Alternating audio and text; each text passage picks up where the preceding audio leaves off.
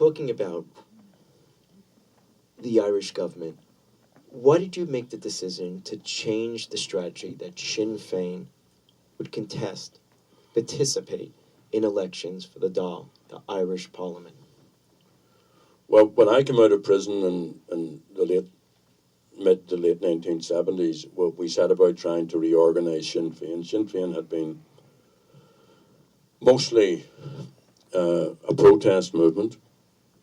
We had one or two councillors in the south, but we didn't have a structure. We didn't have an organisation fit for purpose, and we wanted to go back to our radical Republican roots. And then, as part of that process, I ended up in the leadership of Sinn Féin. And to tell you the God's honest truth, it's only when I was in that position that I realised that if we were going to get into any political power in the southern state, then we had to be in the Parliament. It's different in the north. Republican-minded people in the north have no affinity with the British Parliament.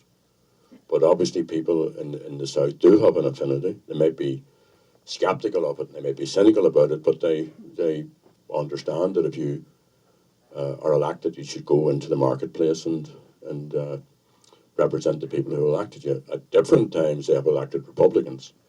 Rory O'Bradley, one of my predecessors, was elected in the 1950s. John Joe McGurn, others, and the prisoners, Kieran Doherty and Paddy Agnew, who were prisoners, were both elected by people in the southern state.